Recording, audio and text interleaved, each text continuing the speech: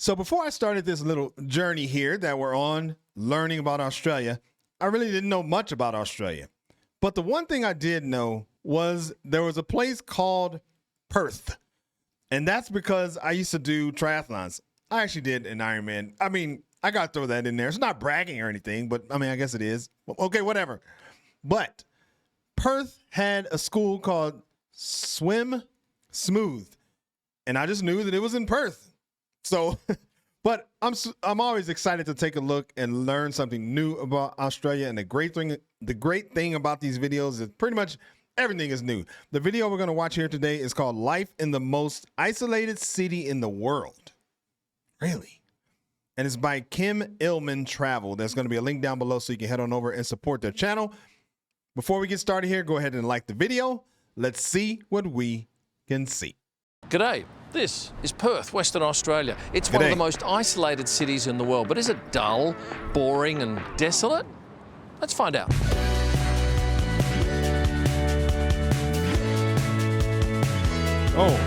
Now that's good. Perth is one of the most isolated cities. It's not the most isolated, although I guess it depends on your criteria. Honolulu, Auckland might be more isolated, but the nearest major capital city to Perth is Adelaide, my home state where I was born. That's 2,100 kilometres in a straight line.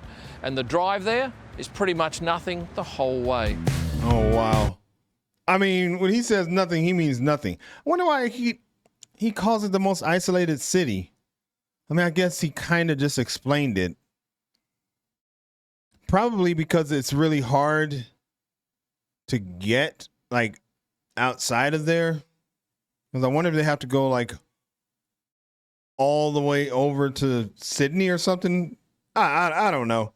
I don't know. Let's just keep going. I made no sense what I just said. Ay. Okay. Let's just back up just a little bit, okay? Line. Subscribe. And the drive there is pretty much nothing the whole way. Perth suburbia is home to about 2.4 million people. That's the city behind me. It's home to many of the world's great resources companies because this state is crazy rich because of iron ore, because of gold, oil, gas, but it's perhaps our weather that people love the most. It's a very Mediterranean climate. Hot in the summer, up to 45 degrees. Winter. Up to 45? Damn. That's hot. And it's by the water. So I bet it's humid. Oh my God. Probably the coldest day we get in Winter? the city, maybe 12 degrees Celsius. It's the casual way of life that people love. Sorry, I keep pausing. But dang. That's great. I mean, I don't know about the 45. That's hot. But 12 in the winter? Oh, man, I'll take that. That looks fun. Look at that. Just seeing if there's any food there that would interest me. Coldest day we get in the city, maybe 12 degrees Celsius. It's the casual way of life that people love. Western Australia is the biggest state in our country. And it is the richest. And a lot of those riches can be seen all around Perth. For instance, this is Kings Park. It is one of the biggest city parks in the world, much bigger than New York Central Park. And if you come to Perth, you'll come to this spot and you'll overlook this view of Perth City. So are there many famous people come out of Perth? Yeah, F1 driver Daniel Ricciardo, actor Heath Ledger, Isla Fisher, and Tame Impala star Kevin Parker. I don't know who that is. Ricardo, actor Heath Ledger, yes, Isla Fisher, and Tame Impala star Kevin Parker. We are definitely spoiled for food here in Western Australia. A little later on in this video, I'm going to take you to a couple of my favourite restaurants. Now, we could go down into Perth City, but quite frankly, it's looking a little tired these days. So instead, I want to take you down and show you Elizabeth Quay. It's pretty special. What the isolation... Wait a minute. He can't just say that. What does he mean by that?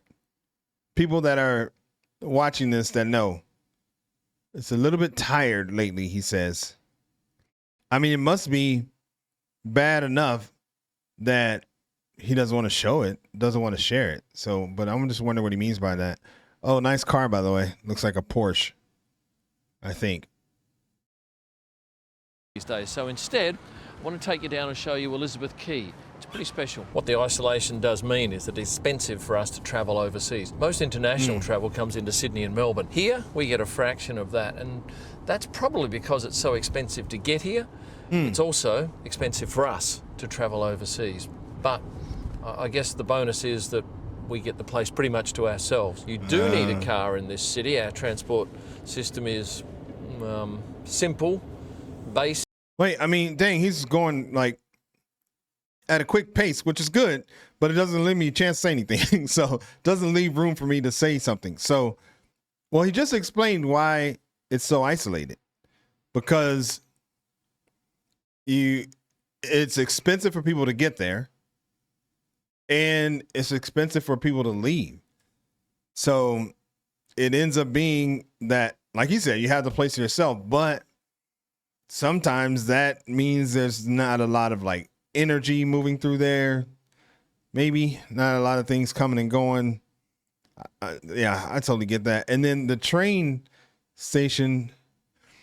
Okay, so we did that video about the bullet train. And I think in that video, it's talking about how old some of the trains look. I mean, this train here, I think it looks a little bit older.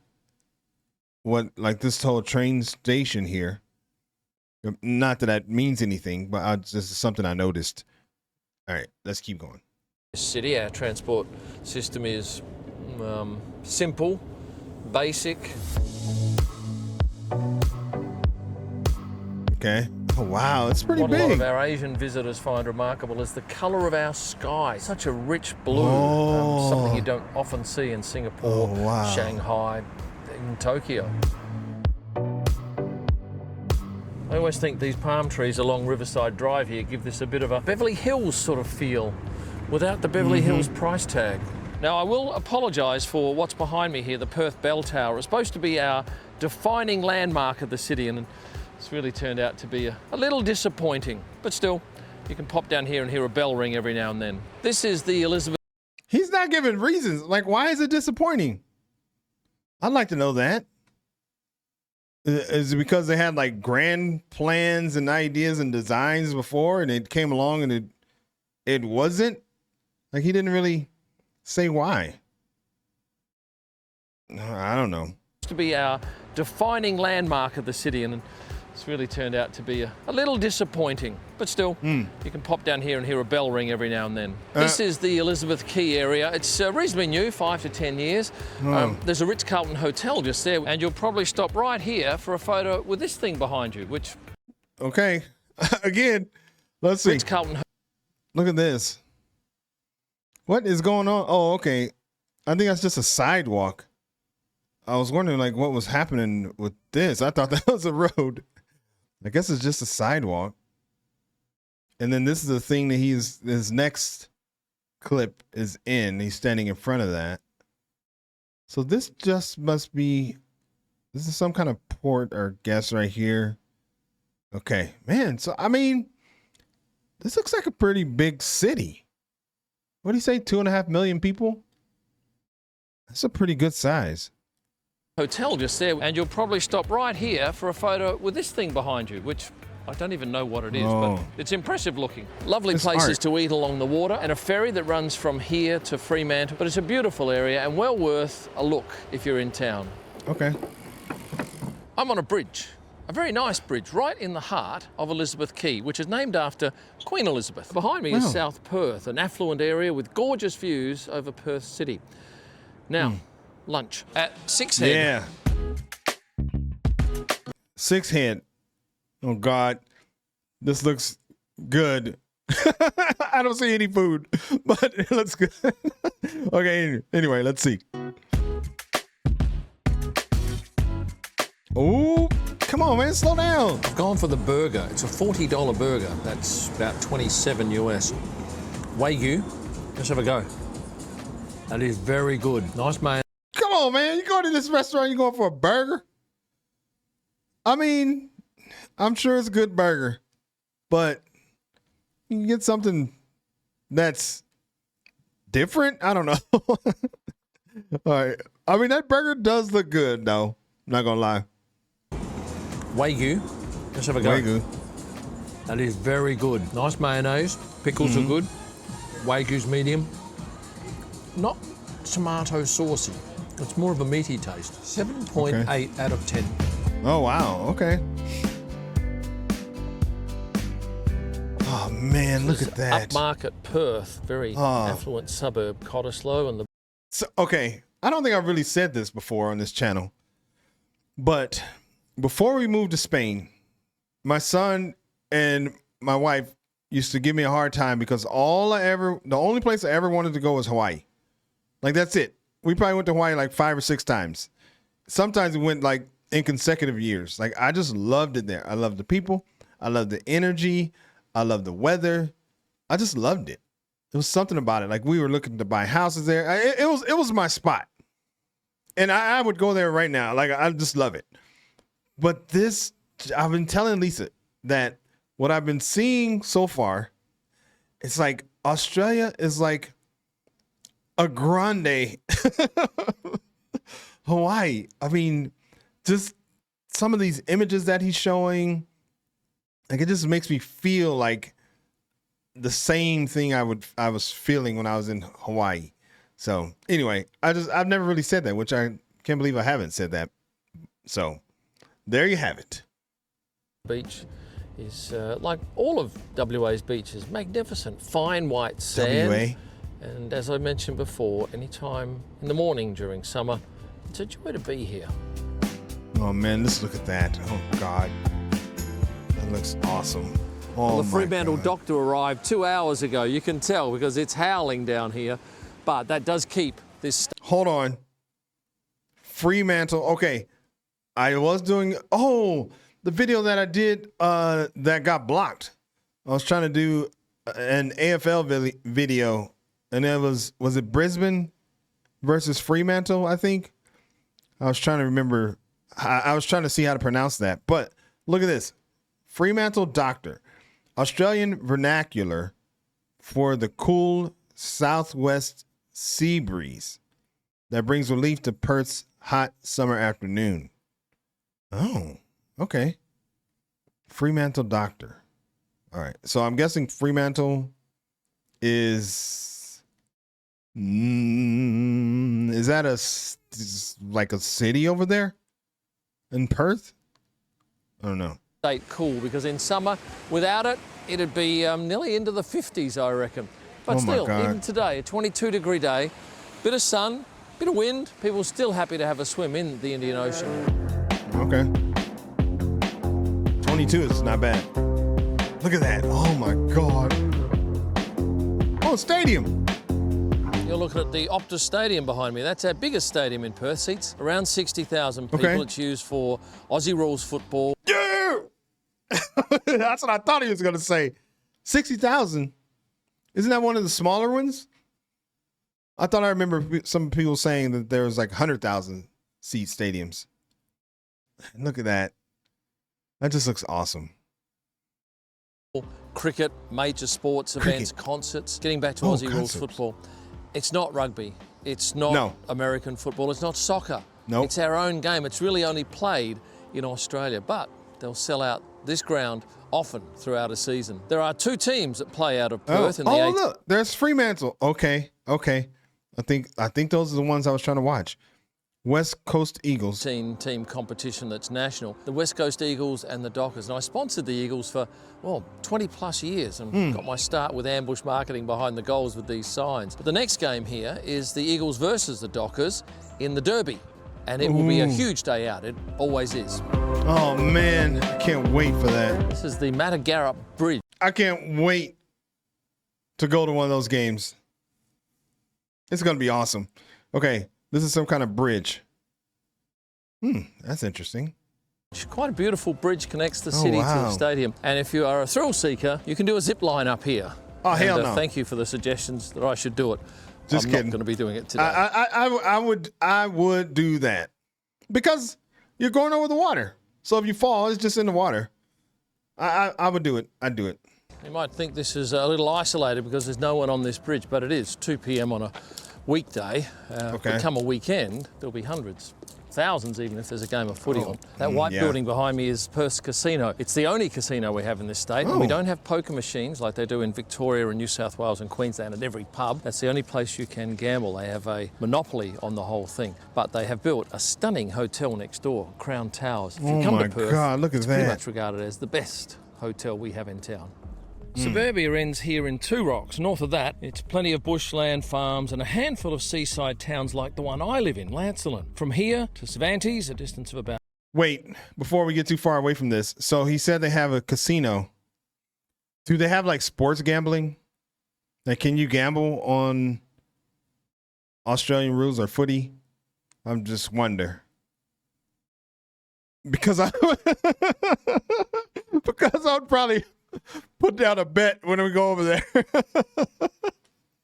Okay. 145 kilometres like the one I live in, Lancelin. From here to Cervantes, a distance of about 145 kilometres, there are fewer than 2,000 permanent residents. The first town north of the metro area is Gilderton. There are fewer than 200 people living in Gilderton, which is also referred to as Moore River. And this is the Moore River. Now, at the moment, it doesn't open up to the Indian Ocean, but occasionally, and I'm talking every few years, it does open, and it's a spectacular sight. I've been here when it happens, and you don't want to miss it. Pelicans, yes, they're out here on the water, but very calm. There's a little pontoon for swimming, and plenty of people enjoying a spot of fishing off the jetty. I should say we're seeing this at one of the best days of the year. There's hardly any wind at this time of the morning. It'll get up later in the afternoon. And this is the sandbar behind me, which occasionally is breached, and the water level in the river can drop as much as 1 metre in an hour. Wow. The next town along the coast is Seabird. Hey, what just happened there? What? The next town along the coast is... I was wondering why he went over. Okay, the next town on the coast is Seabird. Seabird. This town has a population of just over 100. That's permanent population. And a couple of years ago, they had to put in this huge wall along here because these homes were in danger of falling into the Indian Ocean. Now, you can't buy fuel in this town, but there's a pub that is set up on the hill here. It's the most glorious view. You'll pay about 34 Aussie for a palmy. That's about 22 US. And 34 Aussie for a palmy? Is that a Parmesan? God dang it. I remember hearing this. I think it's like, is that like some type of Parmesan chicken sandwich or something? Dang. I've only heard it once, maybe twice. So I'll remember eventually.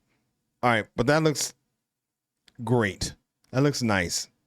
13 Aussie for a pint, that's about 9 US. Although it's nowhere near as nice as this in the middle of winter when it's blowing a gale.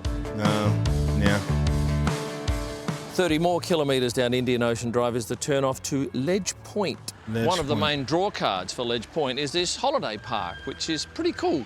And right next to it, a 9-hole golf course, which is one of the better ones in the region. They used to run a very popular windsurfing event from Ledge Point to Lancelin out here around some lobster fishing boats, but that all stopped a few years ago. But it was an exciting sight to see all of these beautiful sails and kites take off from the bay here in Ledge Point.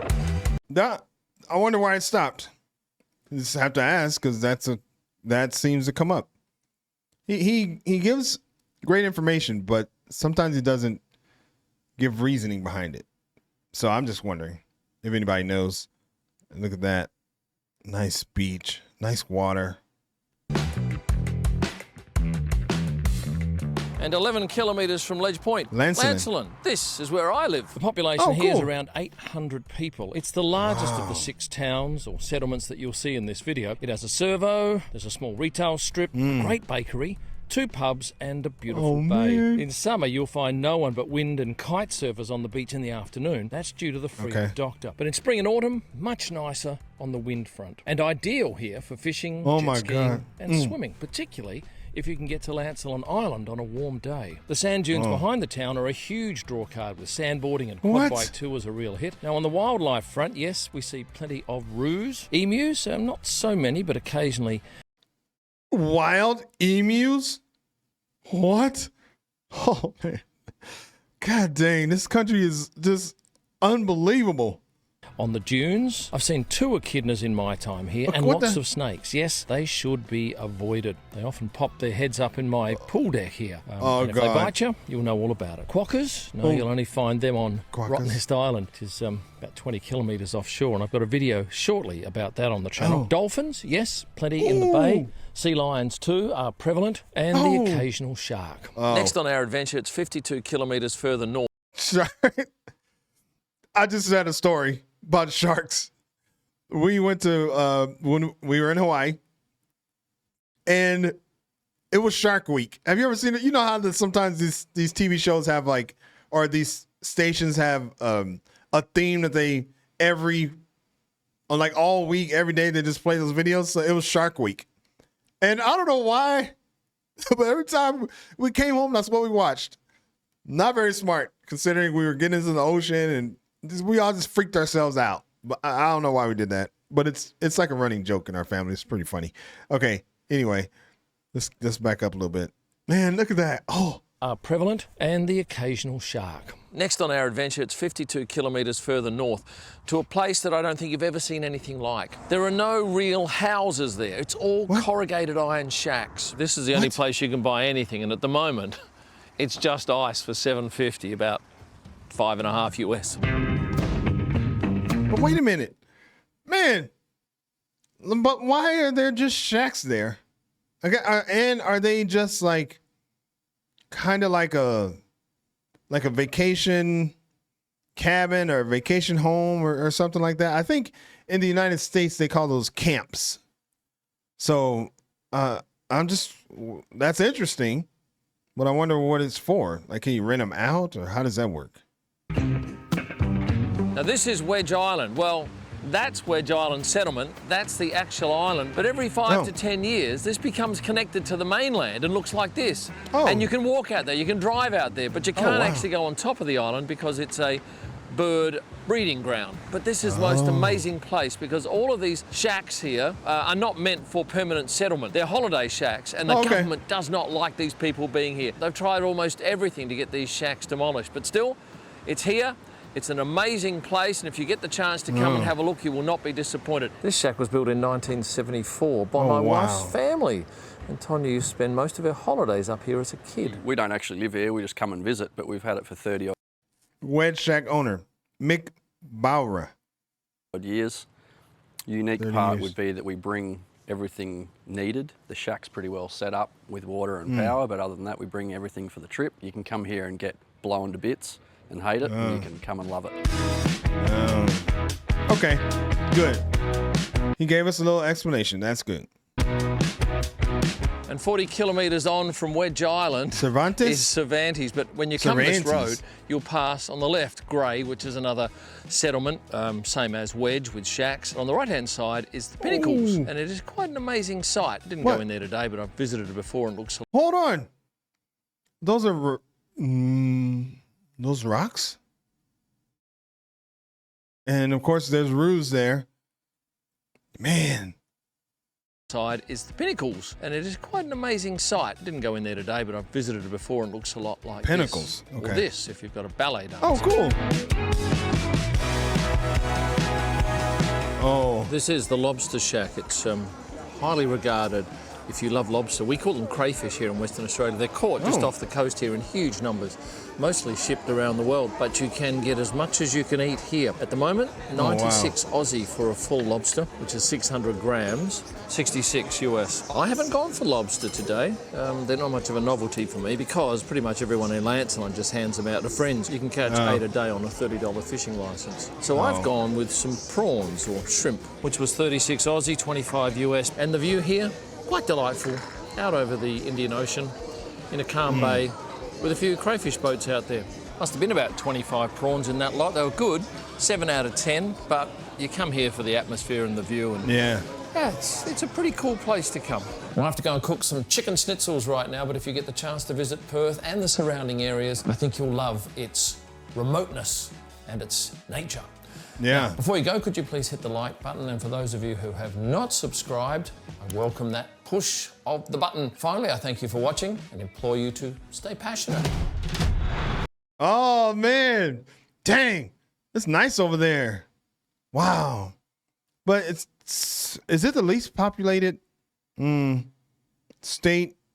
It's the biggest. I remember he said that. But, man, that looked great. There's so many things over there. The animals I thought were awesome. Some of the landscape was amazing. Super interesting. They have all these little like beach sand neighborhoods. So I thought that was interesting. The main city, I thought, looked awesome. Super clean, had green in the city, which I know in Spain that you don't see too much of that because we got it's like concrete jungles everywhere.